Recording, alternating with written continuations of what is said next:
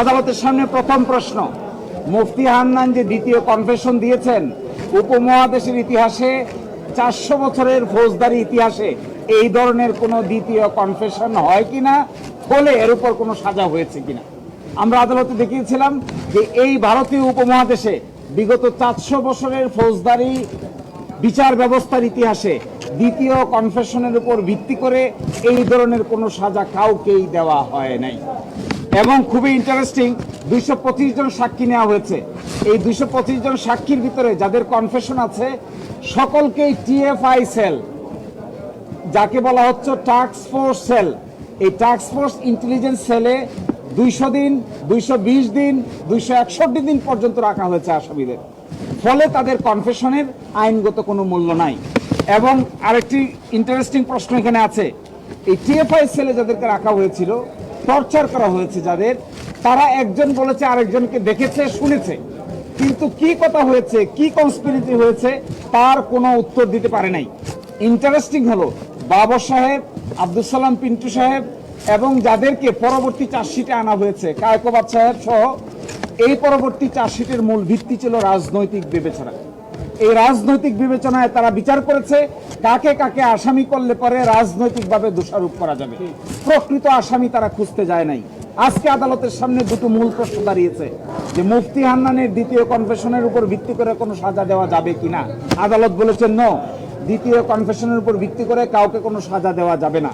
প্রথমটা দাঁড়িয়েছে further investigation যে হয়েছে, এই ফার্দার ইনভেস্টিগেশনের মামলার আমলে গ্রহণকারী আদালত কোনটা হবে? এই আমলে গ্রহণকারী আদালত হয়েছে ট্রায়াল কোর্ট। আইনে আছে আমলে গ্রহণ করবে হলো সব ম্যাজিস্ট্রেট আদালত।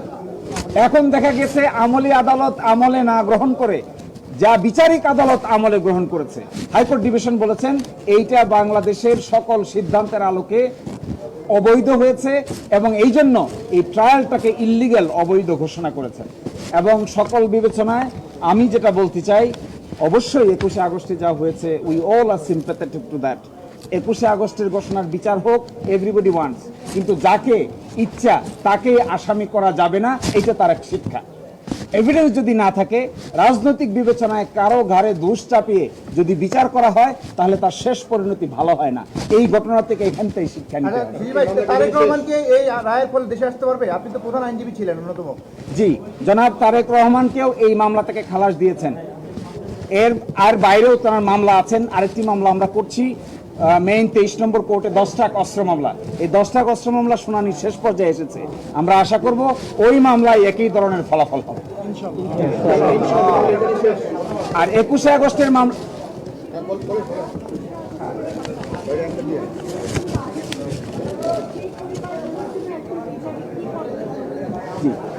দেখেন 21শে আগস্টের মামলা যারা নিহত হয়েছেন, যারা আহত হয়েছেন, ডেফিনেটলি আমরা সকলেই তাদের প্রতি অত্যন্ত সহানুভূতিশীল। এটাই হতে হবে আইনের দৃষ্টিতে। কিন্তু প্রকৃত অপরাধী যদি রাষ্ট্রপক্ষ বের করতে না পারে তাহলে বিচারটা হবে কার?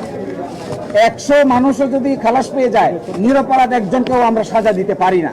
এই আইনের অধীনে যারা নিহত হয়েছেন, যারা পঙ্গু হয়েছেন, যারা জীবন হারিয়েছেন, গুলিবিদ্ধ হয়েছেন, সবার প্রতি we have very close sympathy and empathy to them. কিন্তু এই বলে বাবর সাহেব, এই বলে তারেক রহমান সাহেব, এই বলে মুজাহিদ সাহেব, এই বলে সালাম পিন্টু সাহেব, যাকে ইচ্ছা তাকেই আপনি সাজা দিতে পারবেন না। এটা ক্রিমিনাল জুরিসপ্রুডেন্সের কোনো নিয়মের মধ্যে পড়ে না। এই জন্যই যারা আহত হয়েছেন তাদের জন্য উচিত ছিল সুনির্দিষ্ট আসামি খুঁজে বাইর করা। সুনির্দিষ্ট আসামি না খুঁজে আমরা খুঁজেছি রাজনৈতিক প্রতিপক্ষ। রাজনৈতিক প্রতিপক্ষ খুঁজতে গিয়ে সুনির্দিষ্ট আসামিরা তার সহযোগিতা নিয়ে ফাঁক তালে বেরিয়ে গেছে, আমরা তা খুঁজতেও যাইনি। এই জন্য এইভাবে টর্চার করে, ক্রিমিনাল জুরিসপ্রুডেন্সকে ব্যবহার করে যাকে ইচ্ছা তাকে সাজা দেওয়ার যে নীতি, এই নীতি কোন সরকারের আমলে কারো জন্যই প্রযোজ্য হওয়া উচিত নয়। তাদের এখন কোনো লিগ্যাল কোনো, জি, তারা যারা ভিকটিম হয়েছেন, যারা এই মামলায় হয়েছেন, তাদের জন্য প্রপার ইনভেস্টিগেশন হবে কিনা, that totally depends upon the state. রাষ্ট্র সেটা দেখবে। কিন্তু আমাদের কথা হলো, কাউকে আপনি পান না কে আসামি হবে। বিচারিক প্রক্রিয়ায় তার এই খালাসের বিরুদ্ধে যা ইচ্ছে তা করতে পারবে তারা, কিন্তু এটা ডিপেন্ডস করবে যারা এখানকার আসামি ছিলেন কিংবা যারা ইনফরমেন্ট ছিলেন তাদের পরবর্তী লিগ্যাল পদক্ষেপের উপরে। কিন্তু অ্যাজ অফ টুডে আপনি কাউকেই যদি আসামি খুঁজে না পান, প্রকৃত আসামি, এর অর্থ এটা না যাকে ইচ্ছে তাকেই আপনি সাজা দিয়ে Okay, thank দিবেন, you. এটা হবে না। আমাদের পরিবার ছিল এখানে, কোথায় ওনারা চলে গেছে। ভাই মাইক্রোফোনটা ভিতরে পড়ছে।